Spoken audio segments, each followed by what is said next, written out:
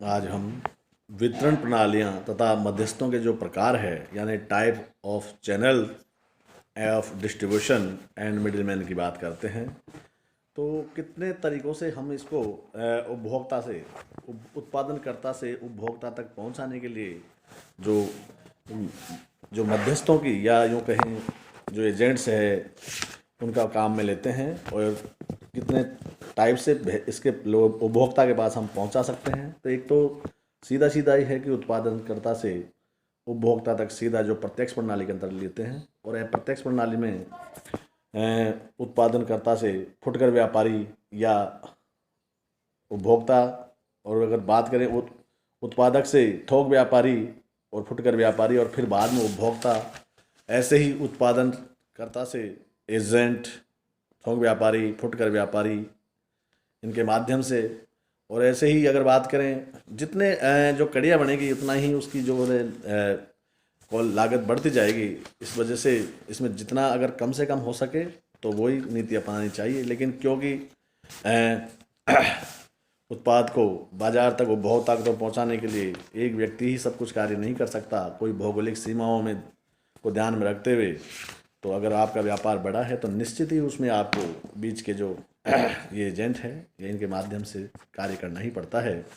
तो इसमें देखते हैं कि उत्पादन वितरण के लिए जो कई वैकल्पिक प्रणालियां या श्रृंखलाएं अपनाई जा सकती हैं, पर जो विद्वानों ने 4 से लेकर 9 तक की मानते हैं, किंतु कुछ व्यवहार में देखें तो हम 4-5 जो 5 तरह की है वो मुख्य हैं। सर्वप्रथम हम देखते हैं कि जो प्रत्यक्ष प्रणाली है उत्पादक से उपभोक्ता तक, जो प्रोडक्ट की बात करें जो कस्टमर तक है, इस प्रणाली में को प्रत्यक्ष विक्रय प्रणाली भी कहते हैं। इसका ये कारण है कि जो इसके माध्यम से ना ग्राहक एवं उत्पादक का प्रत्यक्ष संपर्क रहता है। अगर कोई बात है, कोई कमी है, कुछ भी है, तो वो उपभोक्ता उस उत्पादक को सीधा कह सकता है और उसकी जो क्वालिटी है, किस्म है, उसमें वो सुधार कर सकता है। दूसरा है उत्पादक फुटकर व्यापारी उपभोक्ता की बात करें, जो प्रोडक्टर, रिटेलर, जो कस्टमर की बात करते हैं, तो इस पर जो वितरण प्रणाली है उत्पादन अपने माल को फुटकर व्यापारियों को बेचते हैं और फुटकर व्यापारी उपभोक्ताओं को उनकी आवश्यकता अनुसार थोड़े थोड़े माल में बेच देते हैं। उदाहरण के लिए देखें, हमारे देश में सामान्य सिलाई की मशीनें, पंखे, मोटर गाड़ी इत्यादि वस्तुएं जो सीधे ही उत्पादक द्वारा फुटकर व्यापारी को या डीलर को बेच दिया जाता है और फुटकर व्यापारी सीधे अपने ग्राहक को माल का विक्रय कर देता है। भाई इसमें ऐसा है नहीं कि जो थोक व्यापारी को बेचे फिर, तो इसमें तो सीधा ही है जो फुटकर व्यापारी के माध्यम से उपभोक्ता अपने सामान को क्रय कर लेता है। उत्पादक, थोक व्यापारी, फुटकर व्यापारी और उपभोक्ता की बात करते हैं, यानी होलसेल भी बीच में आ गया, रिटेलर भी है, उपभोक्ता और कस्टमर भी है, 4 जो हैं। तो इसमें इस प्रणाली में थोक व्यापारी उत्पादक से माल को क्रय करता है और फुटकर व्यापारी को माल का विक्रय करता है, और पुनः जो है उपभोक्ताओं को माल विक्रय करता है। और देश और विदेशों में इस प्रणाली को बहुत ही अधिक प्रयोग में लिया जाता है, क्योंकि लोग लार्ज स्केल पे यानी होलसेल की दुकानें करते हैं और वो होलसेल वाले से जो फुटकर व्यापारी हैं वो माल क्रय करके थोड़ी थोड़ी मात्रा में और उपभोक्ता को प्रत्यक्ष वो माल बेच देते हैं। उत्पादक, एजेंट और फुटकर व्यापारी उपभोक्ता की बात करते हैं, यानी जो प्रोडक्टर है, एजेंट है, रिटेलर और कस्टमर की बात करते हैं। तो कई जो उत्पादक अपने एजेंट के माध्यम से भी फुटकर व्यापारियों को माल का विक्रय करते हैं, जो पुनः उपभोक्ता को माल का विक्रय करते हैं। अतः प्राय एजेंट को माल के स्वामित्व का स्थानांतरण नहीं होता है, केवल उसके जो वो वहाँ से वहाँ तक पहुँचाने के लिए और सुरक्षित माल पहुँचाने के लिए उसको जो मेहनताना प्रतिफल मिलता है, उसका कमीशन है, तो वो कमीशन के आधार पर कार्य करते हैं। तो ये 5 प्रणालियाँ हो गई जिनके माध्यम से हम उपभोक्ता को उत्पादक से माल पहुंचाते हैं और वो उसका उपभोग करता है अपनी वस्तु को, और उसकी जो प्रतिक्रियाएं हैं वो व्यक्त करता है, और जो उसमें अच्छाई और बुराई जो भी चीज़ हैं उसके लिए या तो एजेंट को बोले या फुटकर व्यापारियों को या थोक व्यापारियों को अपने माल का जिनसे वह संपर्क है रखता है उपभोक्ता, उसी को अपनी बात पहुंचा देता है। तो वो बहुत उत्पादकता अपनी बात को जो उत्पादक उसमें किस्म, क्वालिटी और उसका जो है उसमें सुधार कर लेते हैं। अब देखते हैं कि विभिन्न जो कार्य मध्यस्थों को हम 2 भागों में बांट लेते हैं आगे। एक तो क्रियात्मक मध्यस्थ यानी व्यापारिक एजेंट हैं, और एक व्यापारिक मध्यस्थ की बात करते हैं, यानी एक तो क्रियात्मक मध्यस्थ और एक आपके तो जिसे फंक्शनल मिडिलमैन की बात करते हैं, क्रियात्मक, तो क्रियात्मक मध्यस्थ वे मध्यस्थ होते हैं जो विभिन्न प्रकार की विपणन सेवाएं प्रदान करते हैं। इसका प्रमुख कार्य उत्पादक से उपभोक्ता तक माल पहुंचाने की जो क्रिया को सरल करना है, आसानी से सहायता पहुंचाना है। इस प्रकार के मध्यस्थों को हम सम्मिलित करते हैं। पहले नंबर 1 दलाल है। दलाल वह व्यक्ति होता है जो नियोक्ता के नाम से अपनी ओर से माल का क्रय विक्रय करता है और ये क्रेता है विक्रेता से संपर्क स्थापित करने का कार्य करते हैं। दलाल जिनको वस्तु को बेचने में 2% इधर से 2% अगर ज़मीन का कोई व्यवसाय करते हैं तो निश्चित ही इनको दोनों ही तरफ से जो अपना कमीशन लेते हैं और ये कार्य करते हैं।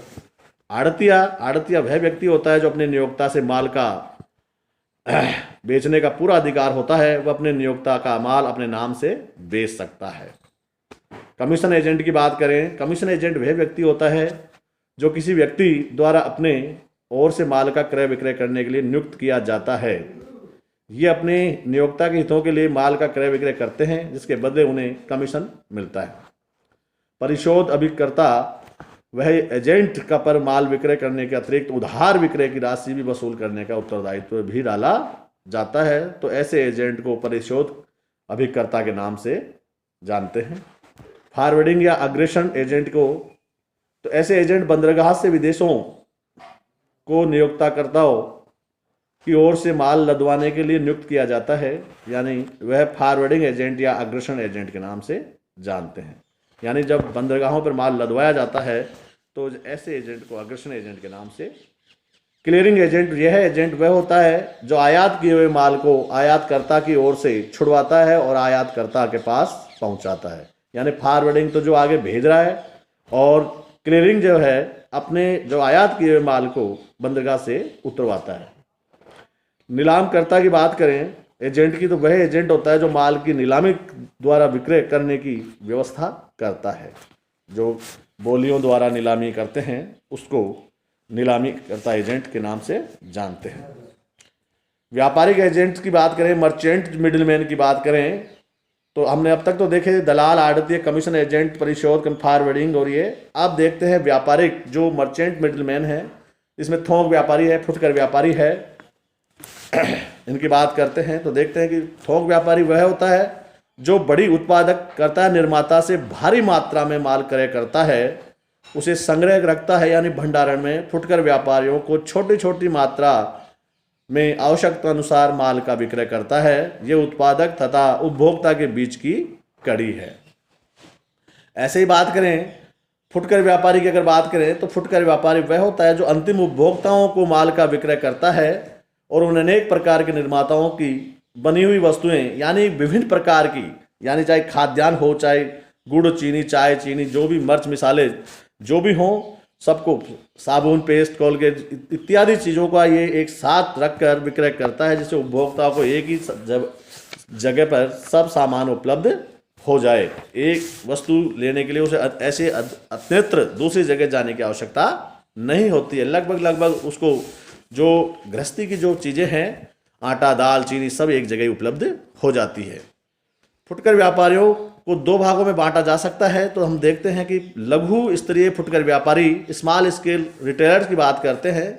तो लघु स्तरीय उत्पादक स्तरीय फुटकर व्यापारी बहुत ही छोटे स्तर पर सीमित क्षेत्र में कारोबार करते हैं। ऐसे फुटकर व्यापारियों को जैसे फेरी वाले, गली के दुकानदार, पुराने माल के दुकानदार, विशिष्ट फुटकर दुकानें, साधारण सामान के जनरल स्टोर आदि को सम्मिलित किया जाता है। यानी गलियों में जो दुकानें हैं या फेरी वाले हैं, घर घर जाकर सब सामान एक ही दाम पर, ऐसे भी होते हैं लोग।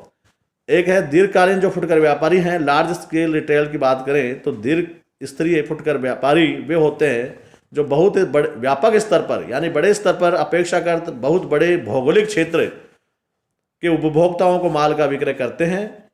इसमें विभागीय भंडार, श्रृंखलाबद्ध दुकानें, बाटा की दुकानें हैं, फ्रेंचाइज शॉप है जैसे बॉम्बे डाइंग, DCM शॉप आदि, सुपर बाजार, उपभोक्ता सहकारी भंडार, एक मूल्य की दुकानें, किराया क्रय एवं किस्त भुगतान वाली पद्धति वाली दुकानें, डाक द्वारा व्यापार करने वाले संस्थान सम्मिलित किए जाते हैं।